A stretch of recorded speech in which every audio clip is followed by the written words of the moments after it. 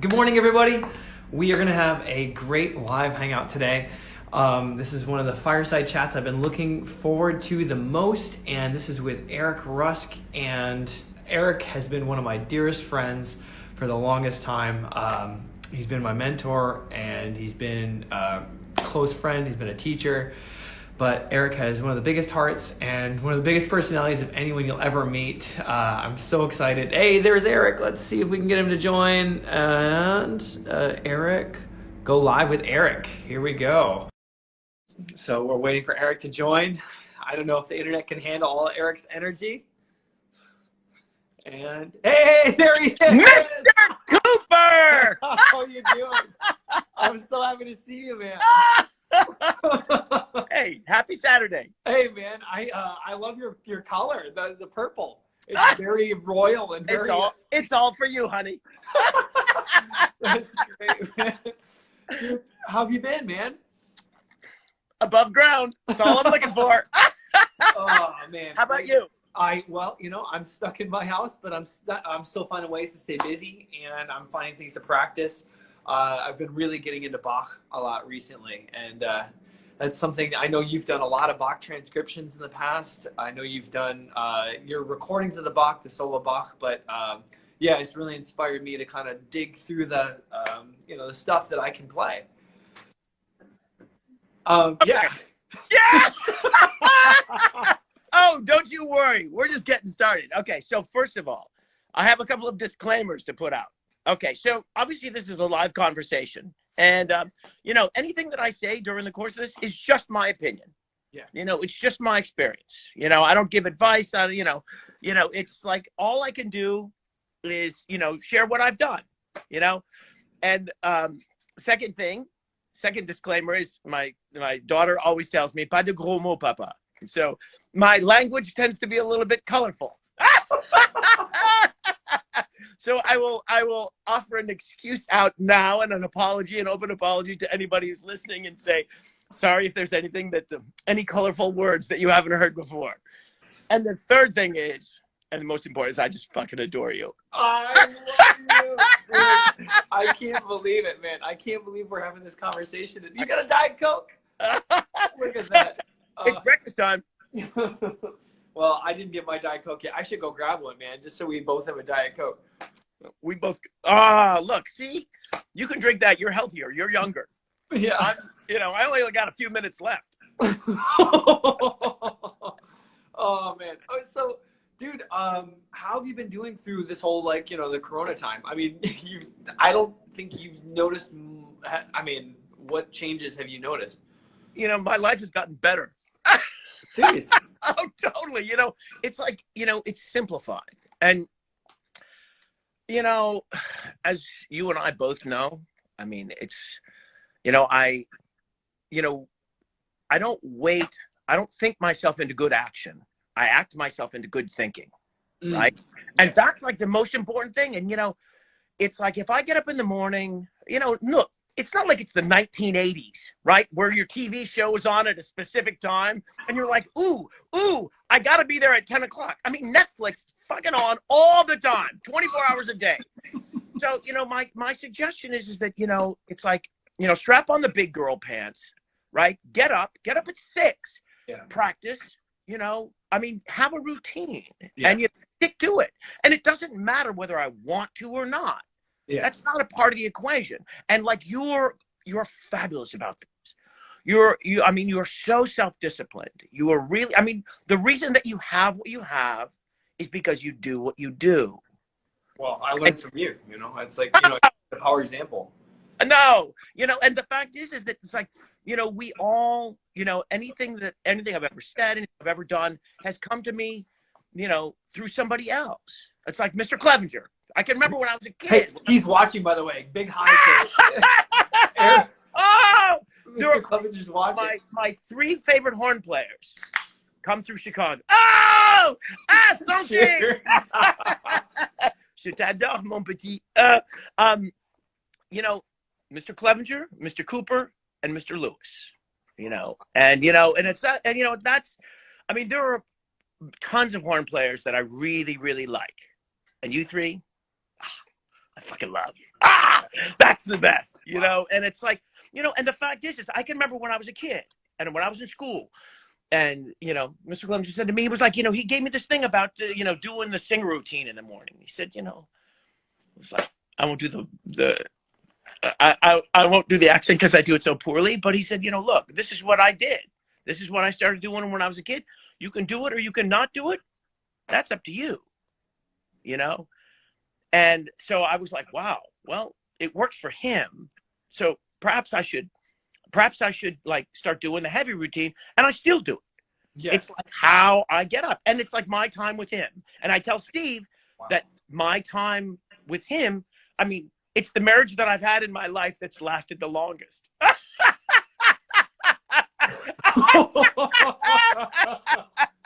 I start every morning and I end every day with him, you know, whether he likes it or not. Yeah. Wow. That's fantastic. And there's that, you know, that's the consistency factor. It's not, you know, as you and I know, you know, the world is judging me by my, you know, I'm judging myself by my intentions and the world is judging me by my actions. Nobody gives a shit what I say. It's what I do. Yeah. Yeah. But it's also that, you know, it's also that, you know, that piece that's like, hey, if I want what you have, then I have to be willing to do what you did. You know, and you said, you know, and it's like that stick with the winners aspect. You saw Mr. Clevenger and you said, hey, like that worked for him and I want what he has, so I'm going to do what he does. So, I mean, it's, you know, a lot of kids, you know, come to me and they say like, hey, like, I want, how do I play this? Like, give me the answer. Tell me how it feels. Like, you know, and they want me to implant my knowledge to their head. And I'm just like, it's the self journey. It's like that whole self-discovery, those moments of curiosity and discovery. Time. Sorry, you had a lag there. Say again. Time takes time. You know, everyone wants, you know, it's always about, you know, immediate gratification. And the fact is that what we do, thankfully so, it takes time and it is a journey. And like that, I mean, it's like, you know, we are where we are because, you know, because we've done what we've done. And, you know, I mean, the fact is that if, you know, look, only you and I, David, right? So, you know, the fact is that if you find yourself, and everyone feels a little bit down. It's, you know, in Boston, you know, look, it's gray and it's raining and whatever, you know, springtime will come. Yeah. I mean, you know, but the fact is if I find myself, you know, kind of feeling less enthusiastic about getting up in the morning and practicing at 5 or, you know, walking into school in the rain or, you know, talking to my kids, doing, you know, French homework with my daughter, you know, any of that kind of stuff, you know, it's not about, you know, the fact is if I go through the action, then on the back end of it, I'm always like, I feel better. Yes. Yeah. Yeah. And, you know, what we always tell guys is like, you know, look, try it for 30 days. Try it for 30 days. And if it doesn't work for you, we can refund your misery. No problem. Yeah. I mean, do they talk about though the habit, like building a habit takes, you know, time, like to do something consistently. That's when you like, for me, I feel like if I'm going to get up every morning and just do that, I need to like have that action and that repetition of doing it. Well, I did it the day before, I'm going to do it today. It's that repetition of like the habit, building habit. Right. I mean, and you know, and good habits are, I mean, you're building habits one way or the other. Yes. Good habits are bad ones. I mean, I'm sleeping in until noon. I'm watching Netflix until 4. I'm, you know, and I do it one day, then I do it the next day. And now I don't feel so good. Yeah. I don't feel so well. Right. And, you know, at this point, it's, if I groom that path of, okay, just for today, I'm going to do the next right thing. It doesn't matter whether I want to or not. Yeah. The wanting to is like, that's removed from the equation for guys like you and me. Yeah, I know. It's a necessity, right? Yeah. It's just what we do. Totally. And you know what I love about you? You said something in a lesson a couple years ago that really stuck with me. Hey, like I have this life that's second to none. And to show my gratitude for this life that I've been given, I do these things, you know, and this is just what, and it stuck with me. It's like, hey, like there are days where I don't feel like getting up, but I'm so grateful that I have, you know, I get the ability to play horn. I have that as my, you know, my job. I'm like alive today. I'm like happy. I'm of service. I have you in my life. I have these great relationships. You know, these are the things I'm really grateful for, but I show that gratitude by getting up and just practicing. And, you know, the most important thing you did, which I find so impressive about you, is that you are always of service, you know, and I mean, that's how we stay grateful. Yeah.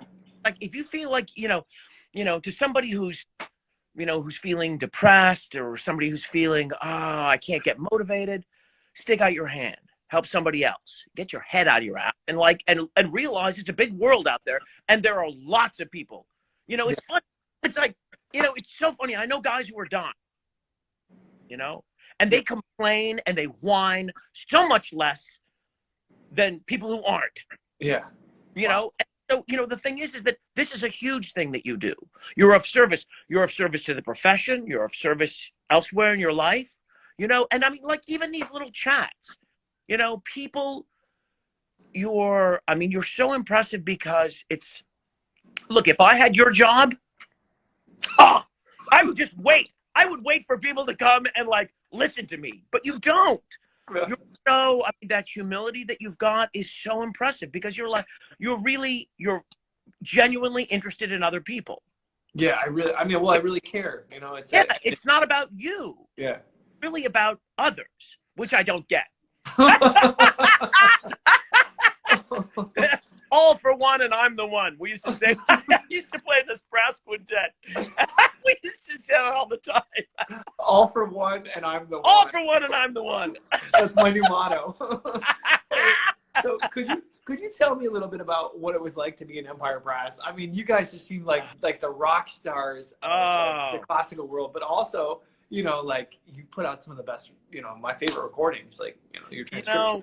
It's, without a doubt, it was one of those periods in my life that it was one of the favorite periods in my life, and I've had a lot. Every day is pretty much my favorite day, right? But I think about like Jeff Curnow. I mean, Rolf Smedvig was the Rolf and Sam Palafian. He was a trumpet player and the tuba player, and they taught me so much. I mean, I can remember when I was my first gig with the quintet. Yes, yeah. Some little town in Pennsylvania, and it was some quintet and organ thing, and I'd never met them, I'd never played with them, and so they just said, just show up, because they were in the middle of a tour, and they said, so just show up. So I showed up, and I was starting to get a little nervous, right? I was like, I had this book of handwritten parts, and I was like, well, do you guys want to read through some of these tunes before? And Rolf said, no, let's just play some basketball. Let's shoot some baskets, right? So I was like, okay. So, we played basketball, and then we go out on stage, and we start this one tune. And Rolf counts out. He's like, literally that loudly, right?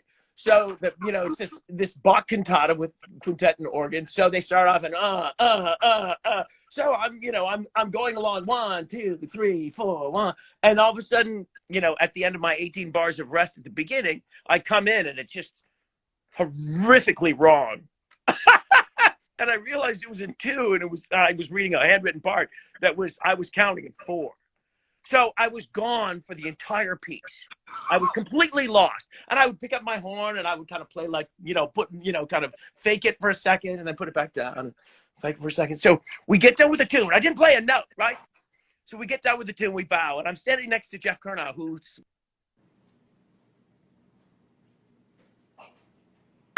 we get done with the tune, and we're all bowing. And as my head's down, after having not played a single note, I hear this, yeah, nice job, fucko. So after the gig is over, I was like, wow, this is going to be a short-lived tenure with Empire Brass. So after the gig was over, Rolf says to me, he said, yeah, so you want the job or what? I was like, wait, what? He's like, yeah, you just kept going. You just kept going. And that was, and this is one of the things that I try to tell kids. It's like, that little pithy saying, there is no dress rehearsal in life. That's it. You got one day. You got two. How are you going to use it? Right? For me, today's a gift. You know, it's the present, and that's all I got. You know.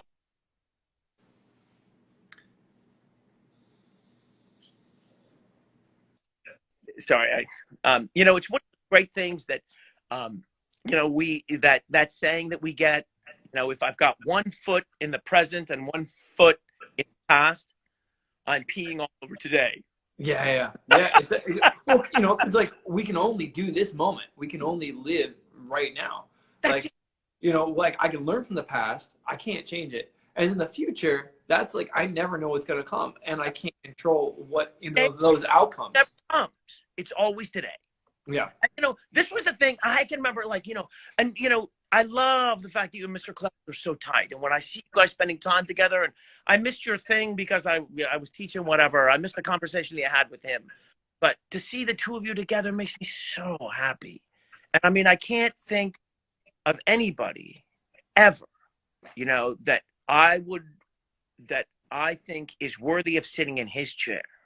You know, Mr. Gingrich, then, you know, it's like, you know, it's a giant, such a great player. But I mean, you know, he was, you know, he's been playing, you know, decades. He's been, you know, and of service playing principal horn of the Chicago Symphony for years.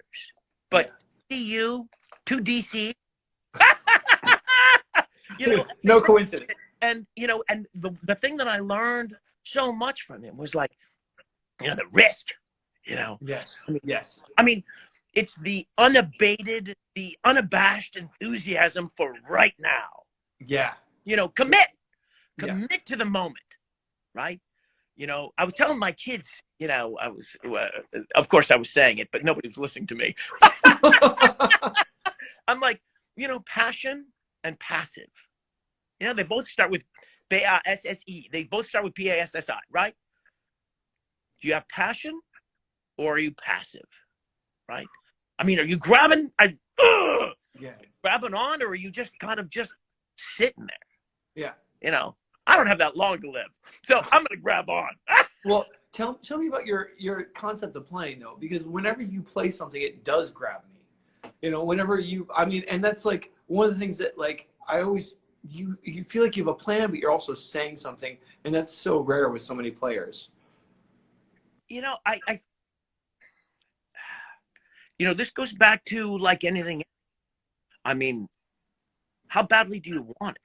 I mean, what does it mean to me? What is it? I mean, sometimes we have to fake. I can remember Mr. Clemens would tell a great story about, there was a time when I was obviously in school, and he was telling us, it was like, you know, he went to go play Bruckner 4, and he said he sat down, and his hand was kind of, all of a sudden he started off and it was like, and he's like, why am I shaking?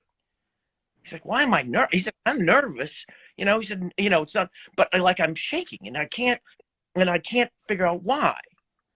And then as he's playing, he's like, oh, he put up a chin-up bar into the door jamb at his house for his kid.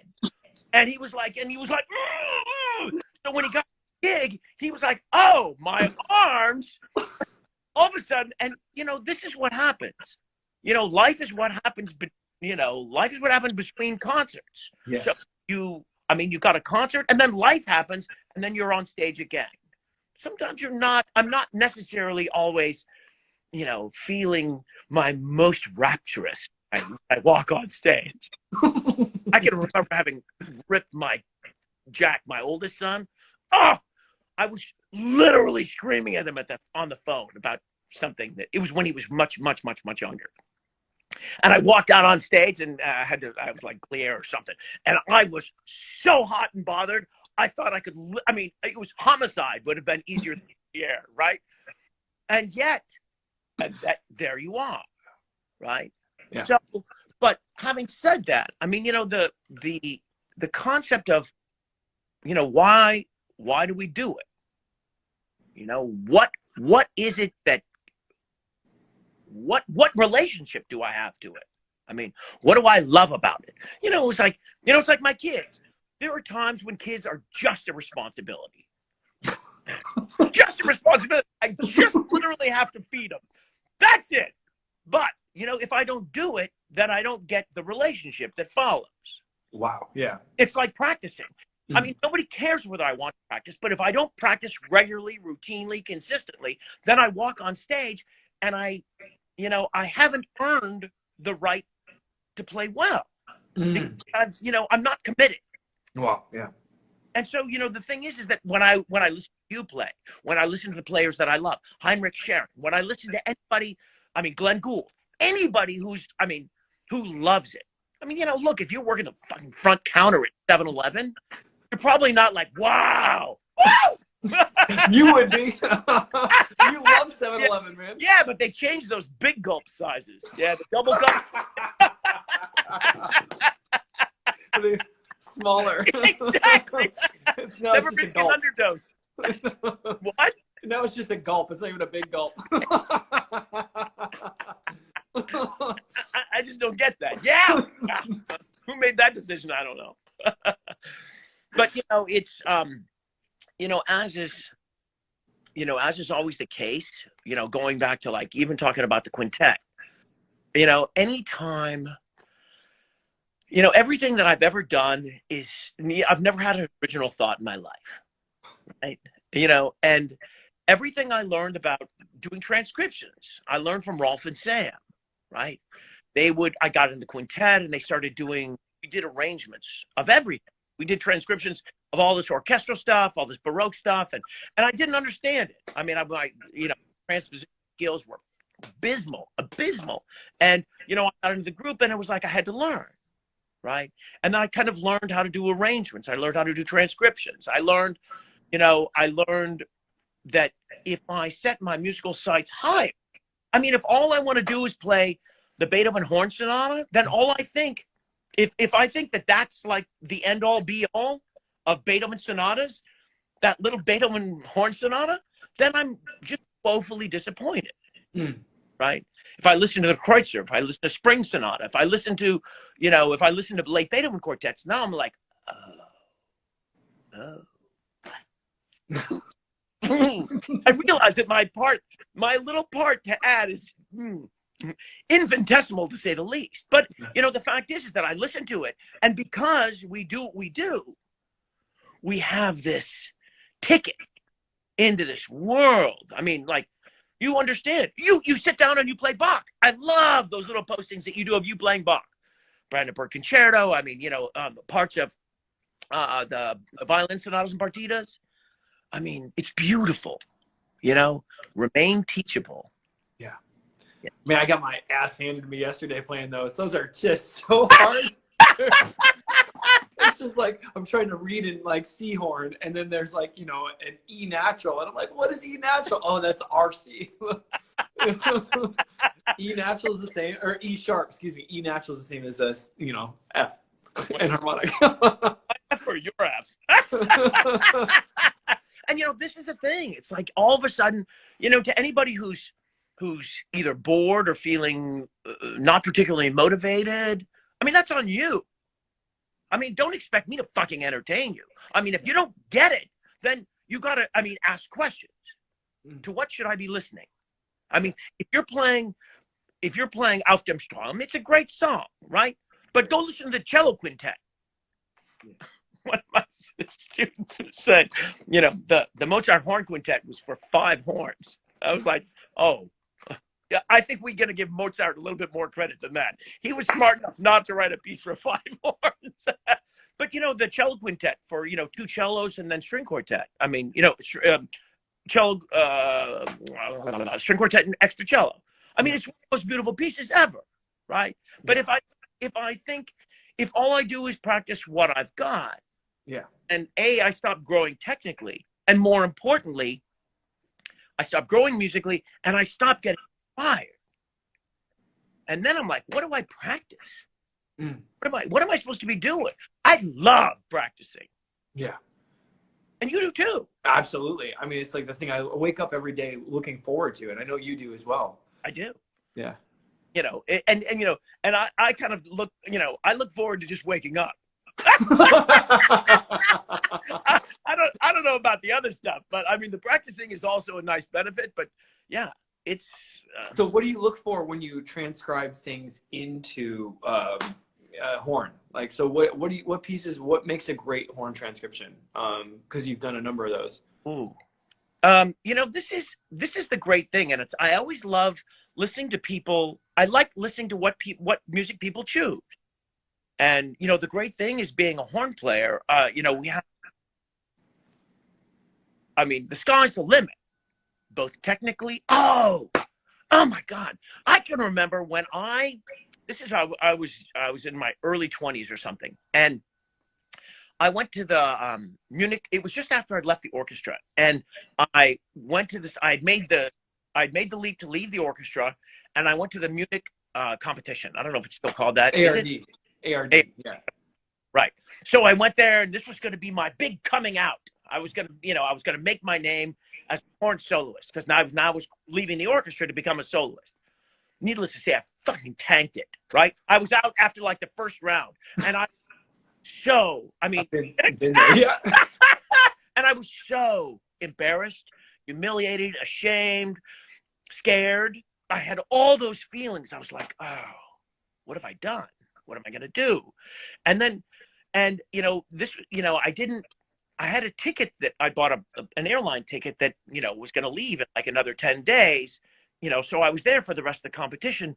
But because I've got such a frightfully large, I've got a huge ego, but I'm so insecure. Right. So I was like, I didn't want to listen to anybody else. I just was like, I just want to stop. But I was like, okay, strap on the big girl pants and go listen to the other people play. So Jamie Somerville happened to be there at the time, and he ended up winning, which was, it was the beginning of my love affair with listening to him. Right. But I remember this one moment where I was over in this guy's house, and he was playing something that was just fiendishly technical. And I was dumbfounded. This was before I started playing with the quintet, and I didn't really understand what technique was. I just thought, technique was like playing the end of the first movement of Mahler 3. And I was like, whoa, right? And I heard this guy playing this piece, and Bouche Bée. I was just, I can remember it like it was yesterday, and I was in awe. And also I was so, that moment of humility, and I listened to this guy, and I was like, okay, now there's a fork in the road, and I can pretend that I've never heard this guy and just lead my life the way it is. Or I can say, okay, let's dig deep now. Can you do can you learn to play kind of what he's playing? And so, those tiny little moments, and we all have them, right? It was like the moments when Jennifer, Jennifer Frauci, yes, right? She's the mother of my daughter Sienna, and brilliant violinist. One of my favorite musicians ever, right? We had started. Is this okay if I just tell stories, or is this? Yes, I love it, man. This is great. I love this, and this is a great story. So Jennifer, it was like we just kind of started dating, right? And she was up in Boston, and she came to this concert that I was playing a horn and organ recital here in Boston. So she came to the recital, and I did this, this transcription of some Bach sonata and some other stuff. And, I pulled out all the stops, and I was like, oh, yeah, smooth. She's going to be so impressed. And then, back to her after the gig, I said, in my most self-effacing and, what did you think? She was like, really? And I was like, oh, yeah, speech, just dumbfounded, right? And I said, yeah. She said, really? And I was like, this doesn't seem to be going very well. And I said, uh-huh. She said, to what are you listening? And I thought it was like a trick question. I was like, I don't know. Could you hear the organ? She goes, like, what is going on with your intonation? It was like, you were awful. And I was like,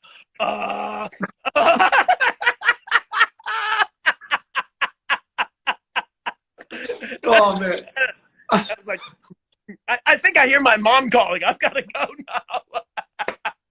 But, you know, it's like the next day, you know, what do you do?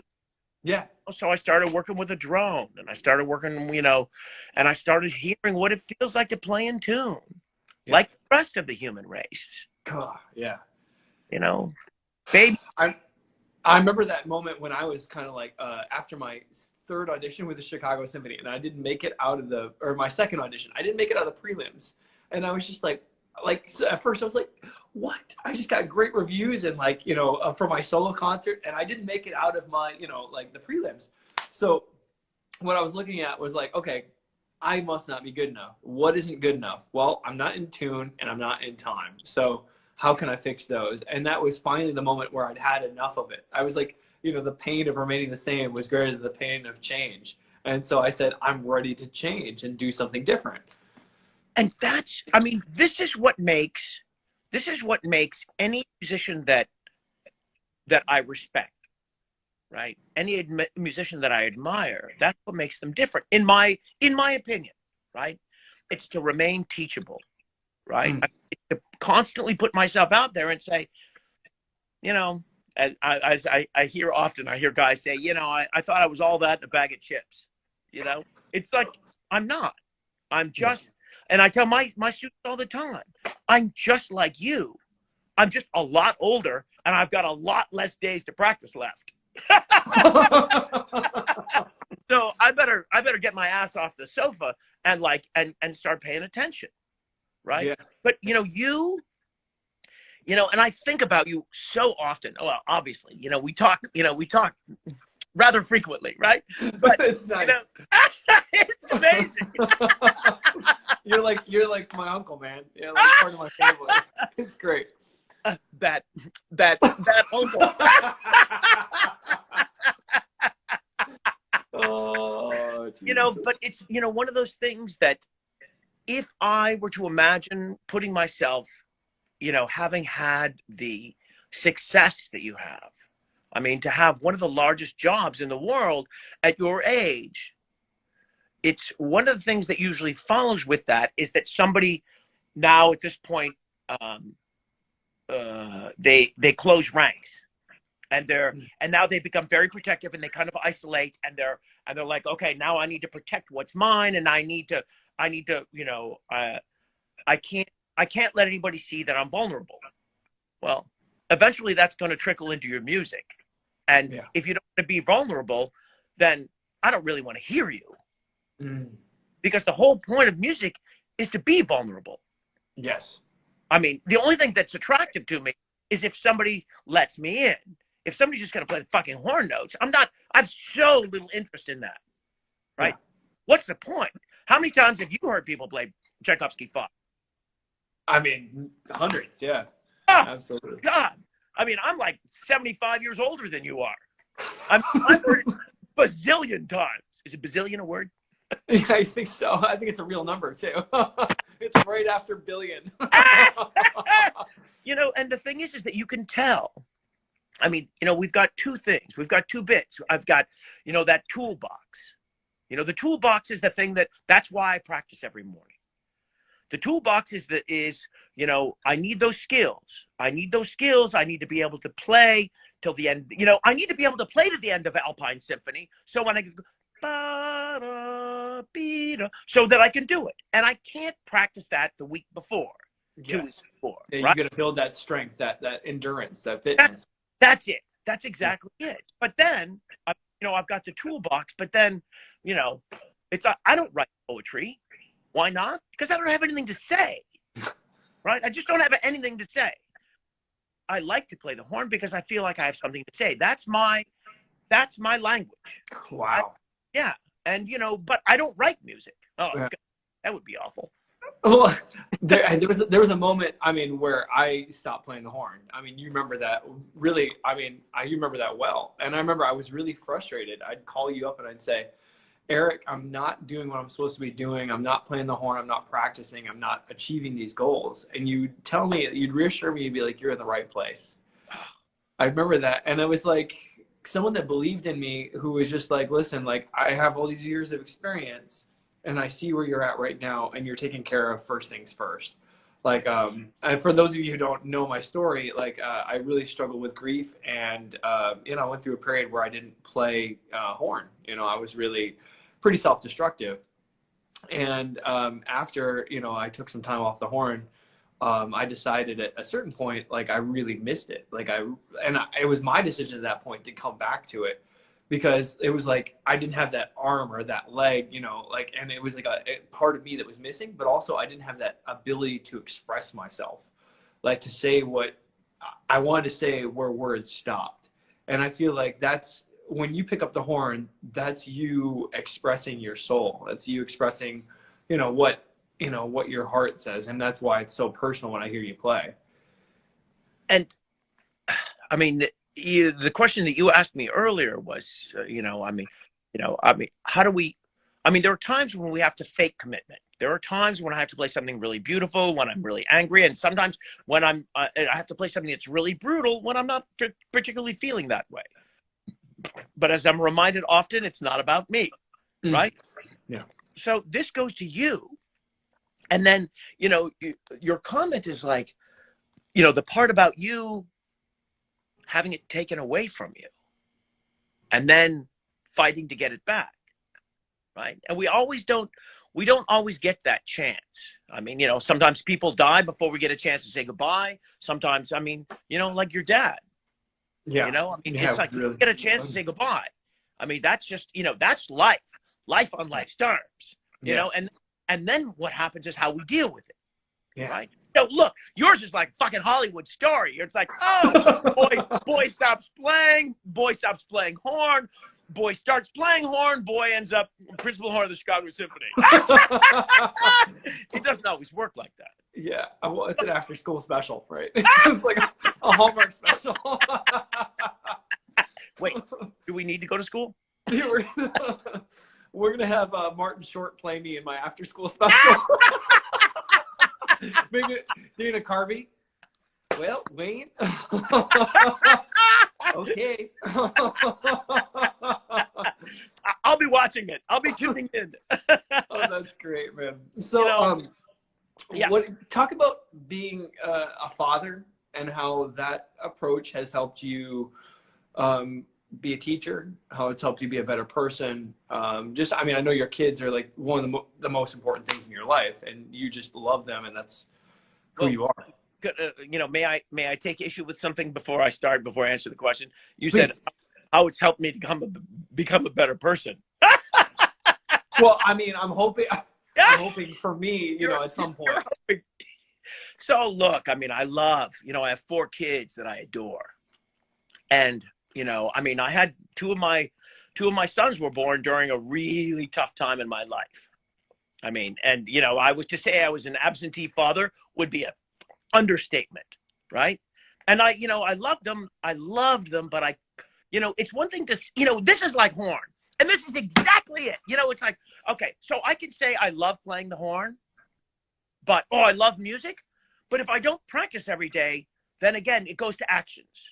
Intentions versus actions, right? So like with my kids, and I would say to my boys all the time, I was texting this morning with my son, Elliot, who's out in Oregon, who I love. He's like, and he sent me this thing. It was very funny. You would like it. It was very, very funny. And, I can remember, it was like, this is one of those things that, I can say I love you, but it's meaningless if I'm not present. If when you get up in the morning, I'm not there, or when you need me, I'm absent, then that's not, then it's not loving you, right? I don't get to do it on my terms, So what having kids has taught me, as with, other aspects of my life, is the showing up. Suit up, show up, and shut up. My kids wish that I would shut up a little bit more, but that's not an option. But, my oldest, Jack, is, he applied to med school. He was a rower. He's a brute. I didn't know he did med school. Well, he's applied. He's, had a couple of interviews. He's waiting to find out if he gets in. Elliot's a rock climber. I watch him rock climb. We went to Utah a while ago, and You pulled a boulder on your head. he's like, yeah, just go up that, kind of roundish boulder. And there was this like big fat old guy, me, right, just like spread eagled over this boulder, and I thought he was just going to like die laughing. And then I watched him, and I was like, oh, it's a discipline. I have so much to learn. My third son, Julian, is a sophomore at NEC, plays viola, and he loves music. And then my daughter, I remember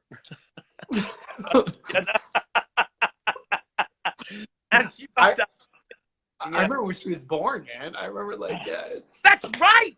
Yeah. And it's there's just nothing like it. There's nothing like just being able to be present, and as is always the case, whether it's students, sponsee, students or kids, it's like having a front row seat to watch somebody else grow. Wow. And that's and all I have to do is like be present. I don't have to drive the bus. I just have to show up, which for me is a Herculean task. Me too, man. Steve Lewis talks about when he came to visit you, you were practicing with Sienna. And it was this moment where she was with her violin. Sienna's a violinist, and you were over her, and you were just kind of like, right next to her, practicing with her, completely focused on the music, the two of you doing the same task. And he just said it was such a beautiful moment to be a part of, but to watch the two of you growing together while you're practicing. Steve is just a hopeless romantic. I fucking love that about him. He is the best. There is nobody in the world who is just, he really is. He just is a hopeless romantic. And he can literally see beauty at any moment. And of course, this is, it's so funny because we all know, because there's the stage persona. There's the duck that looks so calm on the water. And then there's the underneath where it's like the feet are like this. So, right. So as I'm playing this thing with Sienna, what's going through her mind? Steve sees, that we're just enjoying this moment of spiritual ecstasy, and that we're like connected, two souls. And what's she thinking? How long do I have to play with this guy? Will he just stop playing?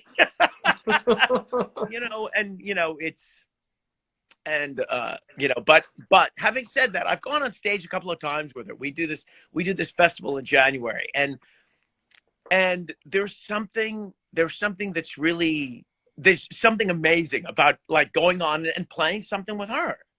Yeah.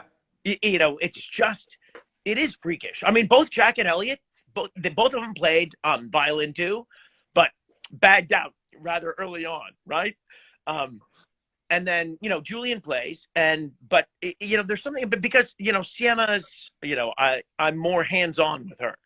She doesn't have the privilege of being able to like, step back. But it's having kids, I think about it often. This is probably not a conversation for live Instagram, but you will make a fabulous dad. You will. It's just how do you find kids? Where do they come from again? Oh, I got mine. All four of them. I'll give you the other three free.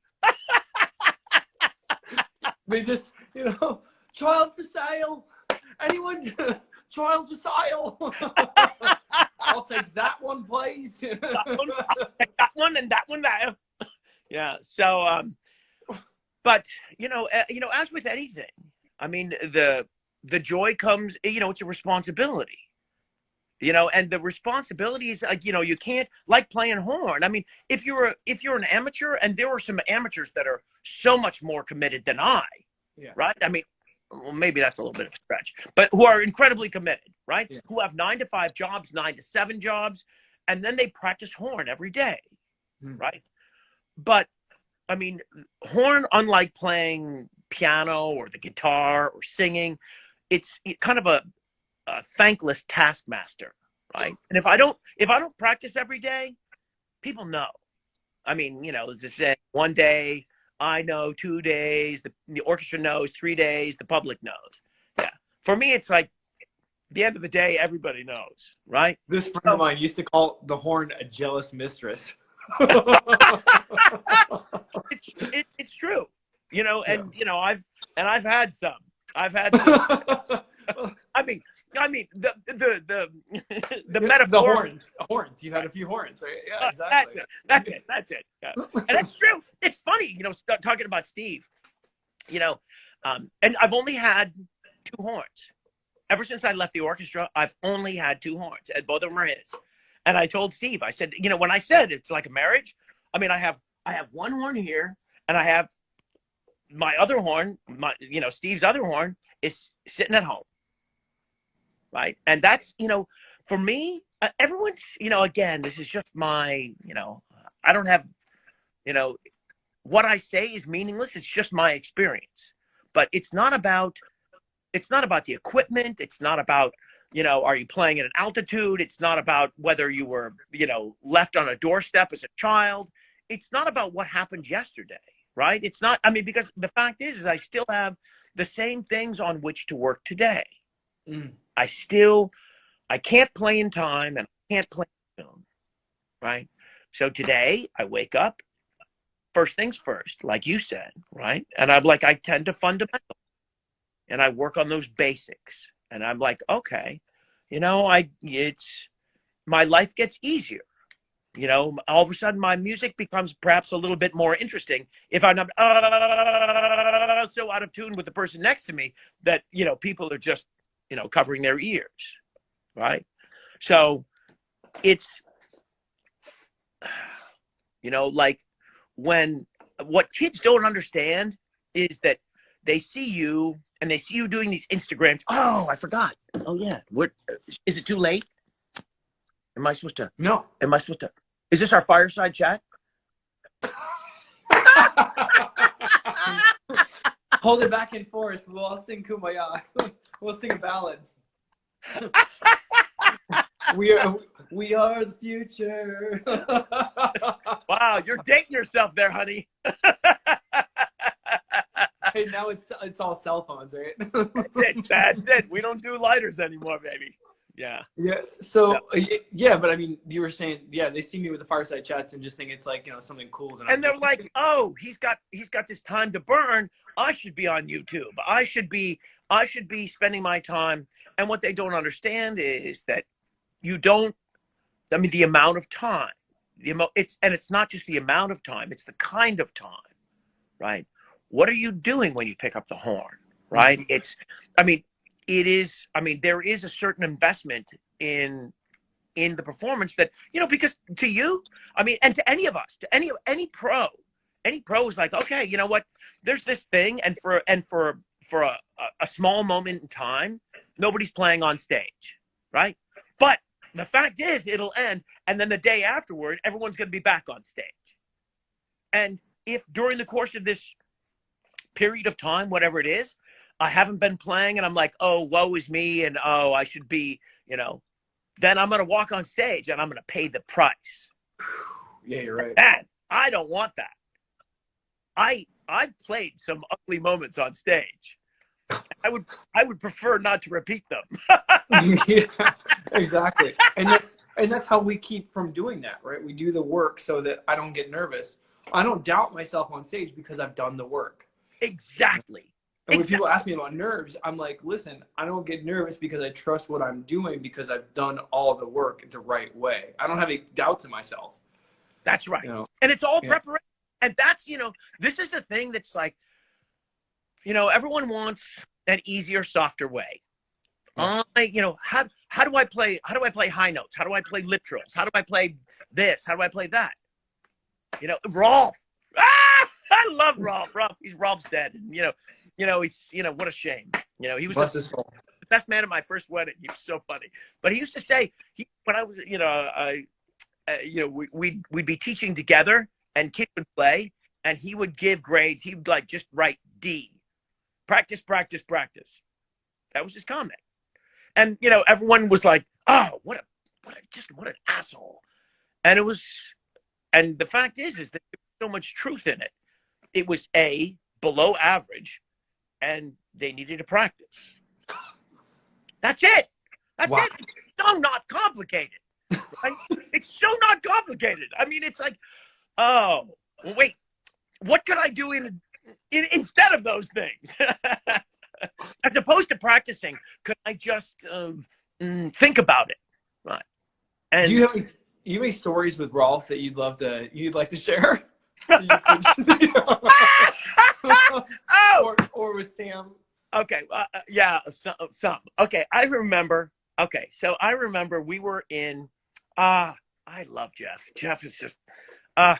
And you played with Jeff. You were in Dallas, and you played with Jeff. No. I didn't play with him in Dallas. I played with him in Philly. I just guessed it a couple of weeks. I did Saratoga Springs, and then. Oh, he left Dallas. He was in the Dallas Symphony before you. And that's right. That's right. He was my coach in brass quintet at Curtis, and I was like, this guy. One of the funniest human beings, and and we were roommates. When we were on the road, all three of the other guys had singles, and Jeff and I were roommates. I was his wife on the road. Oh my God, we had the most fun I've ever had in my life. It was just, I just miss him. Anyway, but so Rolf, we were on the road. We were on tour sometime, and we went to we were in California. I think we were in San Bernardino. I don't know. I can't remember. We were in some city, right? So Rolf and I had gone out. So we came back really late, right? So we came back, and we were staying in some, hotel, and we came back, and we're standing there at the door. It's like 2:30 in the morning, and so we go into our rooms, and Rolf, goes into his room. I was still fiddling around with my key. Rolf goes into his room, and he comes out, and I'm like, what are you doing, Rolf? And he says, oh, it's not my room. And I'm like, what do you mean it's not your room? He said, yeah, no, I did, but you just went in. He's like, yeah, but it's not my room. And I'm like, And of course, it's taking us a while to figure all this out, right? So I said, well, what do you mean? And somebody had gotten into his room and stolen his stuff. But I mean, stolen his stuff. His trumpets, his music, his clothes, his toothbrush, his dirty laundry. I mean, they literally fucking cleaned the room out. It was nothing in. He thought it was like he'd gone into the room, and it was just like an empty room. Oh, so he was, and of course, now at this point, now we're trying to piece this all together, and we're like, oh. So the thing is, the tours, we got a concert the next day. So what does he do? Gets some trumpet and has no music, right? Borrows some trumpet, plays the gig, plays it, in whatever clothes he can manage, right? And Sam did this too. Sam was like, I remember being in Japan, and Sam was like, his music didn't show up because the tuba's big, and nobody wants to carry a tuba because it's the unloved stepchild, right? And and each one, Scotty Hartman, Scotty would go away for these camping trips. He would just go off on his own, and he would disappear, and he'd be like, yeah, and he would show up like a minute before the gig, and we'd be like, Scott, what? Or he'd miss the plane. He'd be like, yeah, it was like on the lake, and he'd get caught he was sailing and got blown to the other side of the lake, or he was rafting and he got taken down, and yet he would always show up. And what I learned from these guys was there were no excuses. It was like having 4 brothers, and each brother was more fucking difficult than the last. And everyone, and it was, and the great thing was, it was there was never, there was none of this PC shit where it's oh, how do you feel? Is there anything I could do to make you feel better? Oh, you didn't play so well. Yes, right. Oh, did you have a rough day on stage? Did you not? Oh, are you having trouble at home?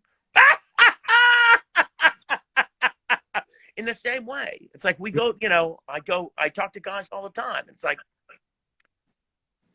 everyone has bad days. Get over it, right? Yeah. Do the right thing, right? And I'm sure, how old are you now? 20? 30, yeah, 36. 36, right. And have you had some days that you would care not to repeat? Oh my God. I remember we had one on Newport. We were doing the Beethoven Sextet, and you said, wow, you just played like a bag of shit. I was like, yes, I'd just gotten off a plane. I'd come into the festival. I was so happy to see you. And I hadn't looked at my part, and I assumed I knew it. And I miscounted some bars rest. And you're like, you just played like a bag of shit. And you love me all the same, but you're just like, you're honest. It was like, man. And you know, and the thing is that what we realize is that's, you know, I mean, and, you know, and having said that, you know, I mean, when it comes to horn players, I mean, there are very few horn players to whom I enjoy listening. And you're one of them, right? Because, I mean, there were some great horn players. There were some really great horn players who could do all kinds of things that I could never do and I could never play. And that's fine. But, you know, again, it's you know, it's a little bit like nice house, nobody home. I'm not sure what that means, but I've heard it said before. You know, and so you know, as I watch you kind of stepping, you're not stepping, you know, into, you know, Mr. Clevenger's footsteps. I mean, you're just sitting in the chair that he occupied for decades, right? And you bring yourself and your section, Jim Smeltzer, one of my favorite. I love him. I love him. He's like my big brother. Yeah, you went to Northwestern with him. Yeah.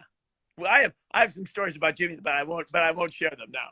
But and you know, I mean, it's such a great section. It's such a great section, and you know, and it has a history of being in it. And to see you sitting there and making the contribution, it's, you know, it's amazing. And it should give, as you know, as with these kids who get a chance to listen to you speak. I mean, you know, the kids unlike me, I get a chance to speak to you with great frequency. So, I mean, I already love you, right? But there are kids to whom you are just David Cooper, the principal horn of the Chicago Symphony. But by putting yourself out there in this fashion, in this very public fashion, you let people in. And that's your job. I mean, your job is not to, I mean, you know, again, that phrase, what somebody else thinks of me is none of my business. Yeah. I don't give a shit what somebody thinks of me. It's like when I put my head down on the pillow at the end of the day, do I like me? Right. And, you know, and at that point, you know, so having said that, you're not doing it to be popular. You're not doing it to be loved. You're not doing it to be, you're not doing it for any other reason than to just be of service. Which, I mean, as I was talking to some guys last night, and I was like, being of service is not my go-to setting. I feed my kids. I teach my students. I show up, you know, and work with other men under duress, right? Because I'm a really selfish guy. I want to do what I want to do when I want to do it. Yeah. Right? But what I realize is that by showing up for other people,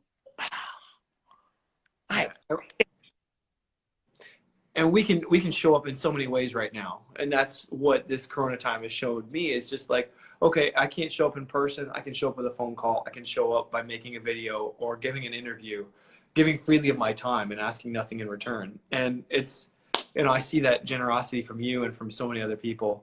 But, I am getting paid, aren't I? Oh yeah, hold on, the check's in the mail. Hey, I love you, man. Dude, we're about to end this conversation. I just want to say hi to Hans Klepsch, to Luca Benucci, to Dale Clevenger, to all the people who are watching. I love you. I mean, dude, Mr. Cooper, I fucking adore you. I love you a ton. Hey, Yay! thank you, man. Hey, happy Saturday, and Happy Saturday. I hope we have another chat like this again soon. Okay? Love you a ton. Love you, buddy. See Bye, you brother. soon. See ya. Bye.